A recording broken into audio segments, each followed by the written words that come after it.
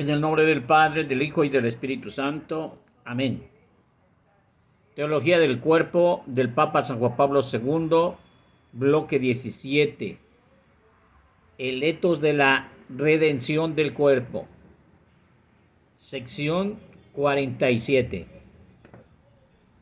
Eros y etos en el corazón humano. Es una homilía del 5 de octubre de noviembre de 1980 y del 9 de noviembre de 1980. Una audiencia general del miércoles y del domingo. Miércoles, jueves, viernes, sábado, domingo. Ajá.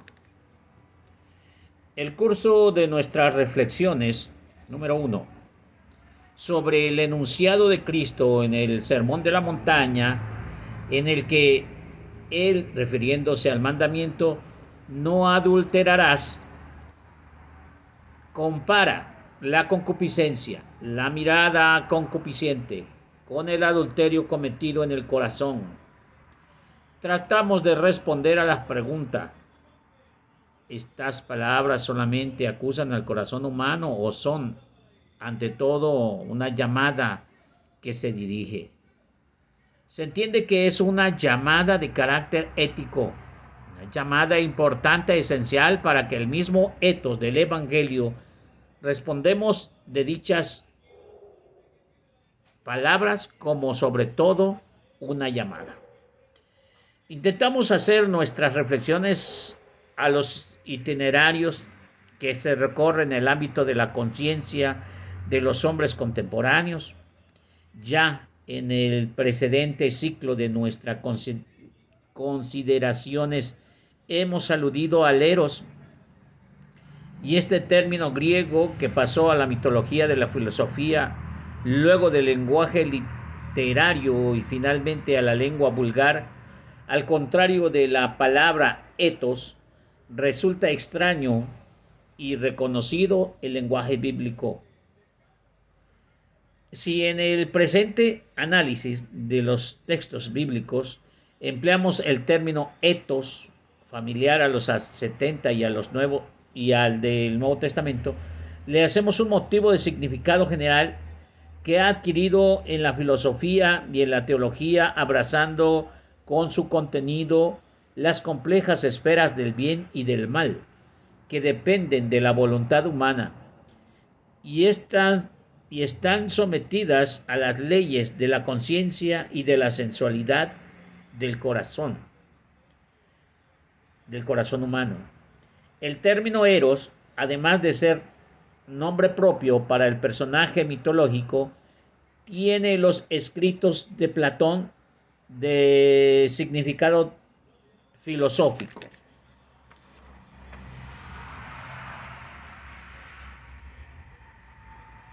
Uy.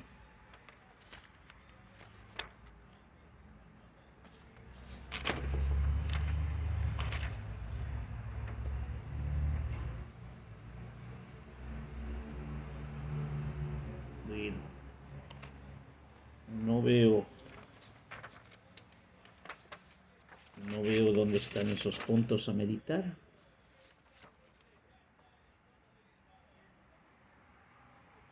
Ok. Bueno, nos quedamos que están ese eros. Ajá.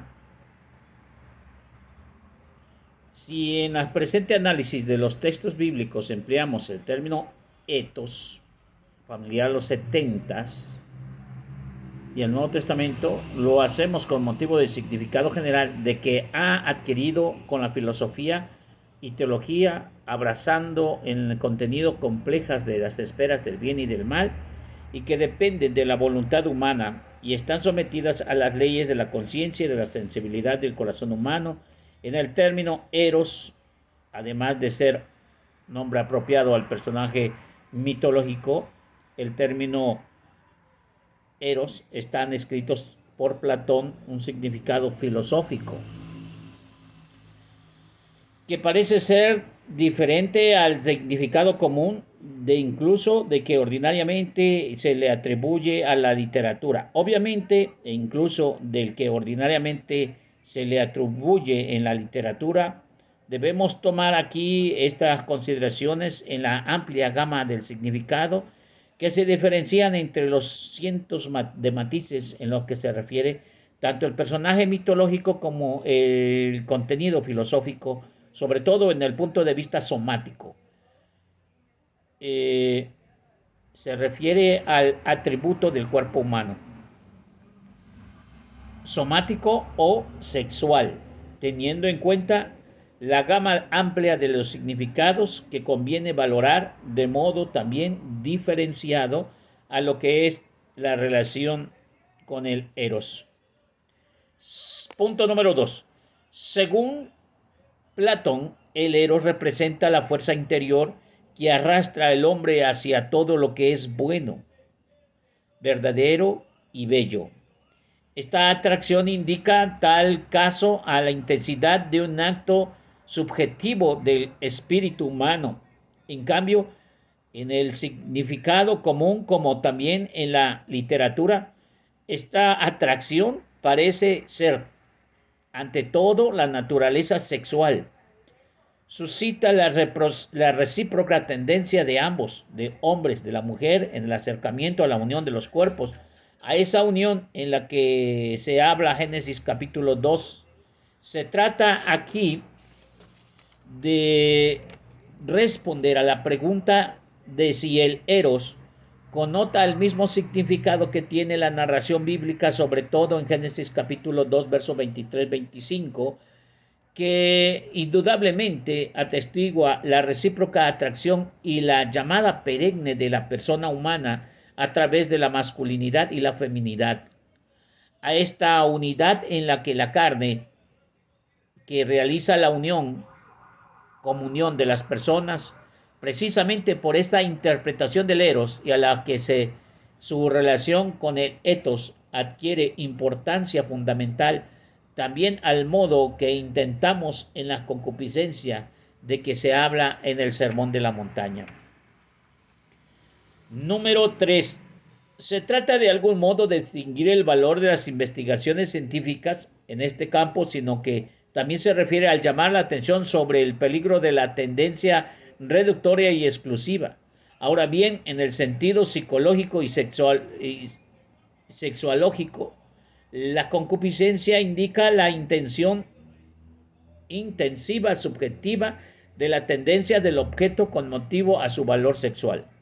Cuando en el Sermón de la Montaña oímos hablar de las concupiscencias del hombre que mira a la mujer para desearla, estas palabras entendidas en el sentido psicológico, sexuológico, se refieren a que en el lenguaje común se califica precisamente como erótico. Parece que estar fuera de otra duda de que se deba poner casi el signo de igualdad entre lo erótico y lo que se deriva del deseo y sirva para saciar la concupiscencia misma de la carne. Entonces las palabras de Cristo, según San Mateo capítulo 5, versos 27-28, expresarán un juicio negativo sobre lo que es el erótico y dirigidas al corazón humano constituyen al mismo tiempo una severa advertencia contra el eros. Hemos sugerido que el término eros tiene muchos matices semánticos y por esto, al querer definir la revelación del anunciado Sermón de la Montaña, San Mateo 5, versos 27-28, con la amplia esfera de los fenómenos eróticos, esto es, de esas sensaciones que estos comportamientos recíprocos mediante la cual el hombre y la mujer se acercan y se unen hasta formar una sola carne, como dice Génesis 2:24. Y es necesario tener en cuenta la multiplicidad de matices sistemáticos del eros. Efectivamente, parece posible que en el ámbito del concepto del eros se encuentre también para el ethos, que esos contenidos éticos, indirectamente también teológicos, los cuales en el curso de nuestros análisis han sido puestos de relieve para la llamada de Cristo en el corazón humano y en el sermón de la montaña. El conocimiento de esos múltiples matices somáticos de Eros y de los que la experiencia y la descripción diferenciada del hombre en diversas épocas y en diversos puntos de la longitud, latitud y geográfica y cultural se define como erótico y puede ayudar a entender la específica y compleja riqueza del corazón en el que Cristo se refirió en el anuncio de San Mateo capítulo 5, verso 27-28. Si admitimos, punto número 5, que el eros significa la fuerza interna que atrae al hombre hacia la verdad, el bien y la belleza, entonces en el ámbito de este concepto se ve también abrirse en el camino hacia lo que Cristo expresa en el Sermón de la Montaña. Las palabras de Cristo en capítulo 5, versos 27-28 sí son una acusación al corazón humano y al mismo tiempo son más una llamada que se dirige. Esta llamada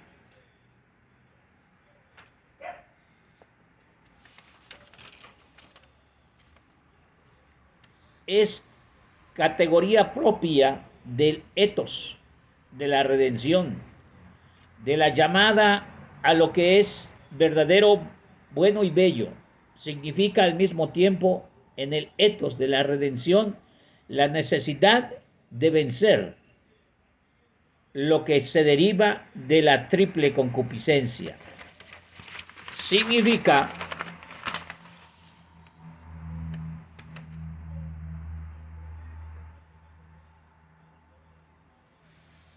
también la posibilidad y la necesidad de transformar aquello sobre lo cual se ha pasado fuertemente la concupiscencia de la carne. Además, si las palabras de San Mateo 5, verso 27-28 representan esta llamada, significan que en el ámbito erótico del eros, el etos no diverge de entre sí y no se contraponen mutuamente, sino que están llamados a concentrarse en el corazón humano y a fructificar en ese encuentro. Punto número 6. Esta afirmación es muy importante para el etos de los mismos tiempos, para la ética, y efectivamente en estos últimos conceptos se vincula muy frecuentemente un significado negativo, porque la ética supone más mandamientos e incluso prohibiciones.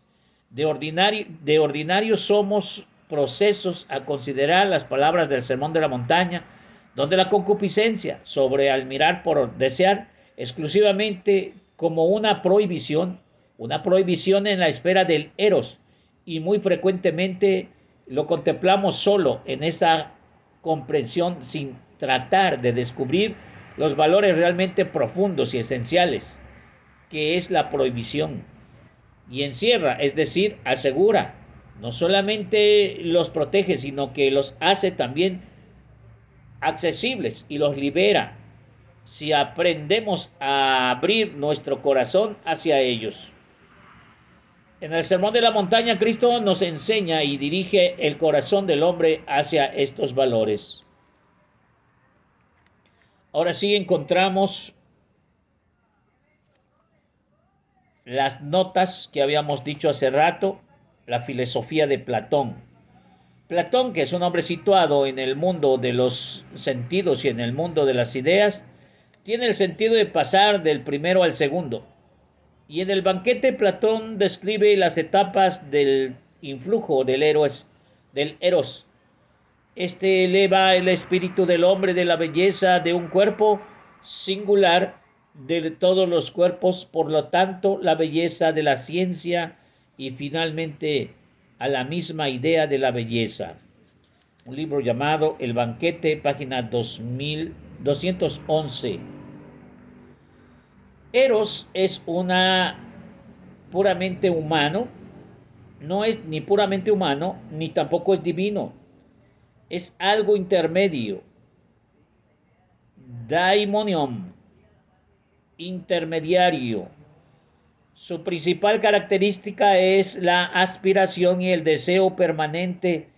Sin embargo, se diferencia del amor puramente sensual por ser el amor que tiende a lo sublime. Según Platón, los dioses no aman porque no sienten deseos, en cuanto a que sus deseos están todos saciados. Por tanto, pueden ser solamente objeto, pero no sujeto de amor, según el libro Banquete, página 200 y 201. No tienen pues una relación directa con el hombre, solo la mediación de Eros permite el lazo de la redención. Pero lo que tanto Eros en el camino como conduce al hombre hacia la divinidad, pero no viceversa. Sin embargo, Eros es siempre para Platón el amor egocéntrico. Tiende a conquistar y a poseer el objeto que para el hombre repudiar representa un valor. Ama al bien significa poseerlo para siempre.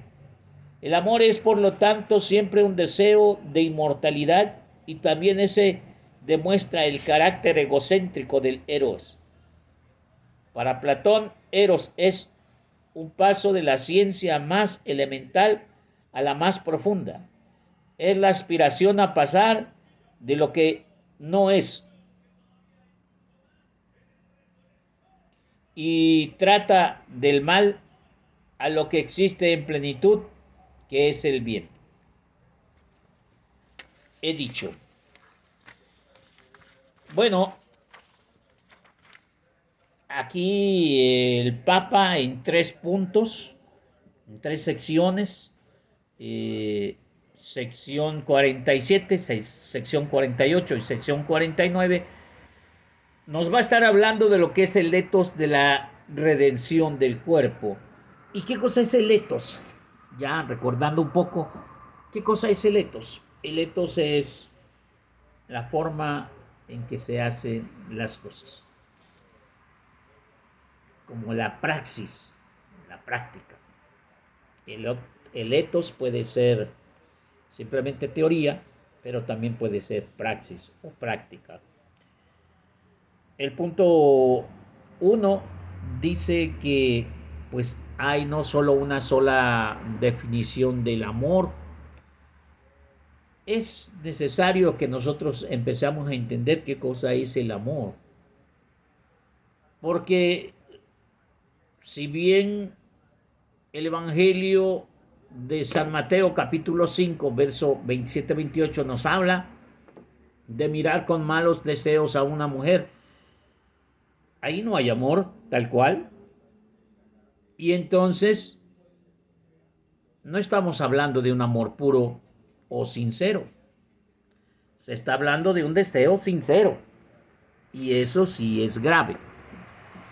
También Jesús dice que el que ve con malos ojos a una mujer ya cometió pecado. Y eso es una acusación. Pero también es una llamada. Una llamada a doblegar tu corazón de esos deseos malos, impuros e impertinentes que le llamamos concupiscencia. La concupiscencia de la carne. Y entra en función otra palabra que es llamada eros. Ya habíamos hablado algo acerca de pasión. Pasión que es una entrega profunda, no superficial, hacia una determinada cosa.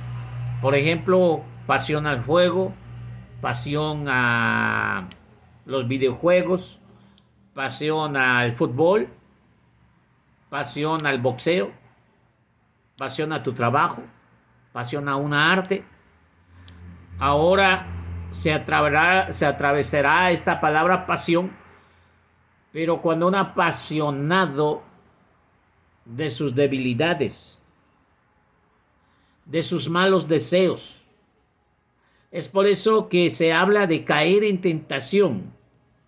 Y aunque el Papa no lo quiero mencionar, porque primeramente no es un libro que se escribió específicamente para teología, es un libro que habla de filosofía.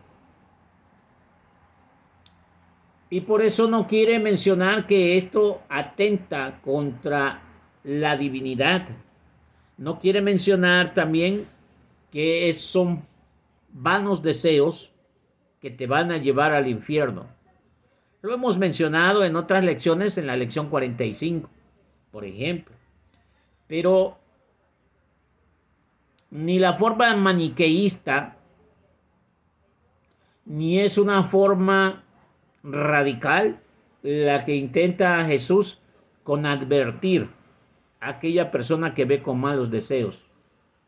Ahora, la palabra eros tiene que ver con una definición de un amor. En la mitología griega hay un dios que se llama Eros, que es el dios del amor. Y San Pablo también recuerda a unos escritos de Sócrates que habla sobre sentimientos y emociones. Y nos va a describir cómo es el Eros. El Eros es un sentimiento que no es divino, que más bien es humano y que tiende a poseer. Su intención es desear para poseer. Y el Eros es como una espina que se clava y no se sale tan fácil. Tiene que ver con el aspecto psicológico, como el deseo profundo de hacer el mal, ¿entienden? Pero que en determinado momento el Eros y el Etos, que deberían de servir para el bien, sirven para el mal en algunas ocasiones. ¿Se acuerdan que hemos dicho que en el corazón del hombre se encuentran las batallas? Pues ahí está. Esa batalla entre dominarte o dejarte dominar por tus pasiones. Lo que Jesús pone en contraste con esos versos tocando Génesis 2:24, que ya no son dos sino una sola carne, dice que tiene un aspecto teologal. ¿En qué punto? En que Dios quiso que los seres humanos tuvieran una forma agradable de reproducirse, puesto que el sexo es para reproducción humana. Pero hemos confundido todo por pretender creer que el sexo es por placer y para placer. De ahí las grandes delincuencias, grandes organizaciones que se dedican a la prostitución, trata de blancas, pornografía infantil y otras cosas. Se debe a que se ha desviado, totalmente desvirtuado la forma en que Dios diseñó al ser humano para que la reproducción humana haya sido satisfecha con deseo, con el etos y con el eros. Pero el ser humano la ha desvirtuado. Esa es la realidad. Esperemos que para mañana la lección nos traiga grandes sorpresas como el día de hoy. A Jesús por María, a María por Jesús.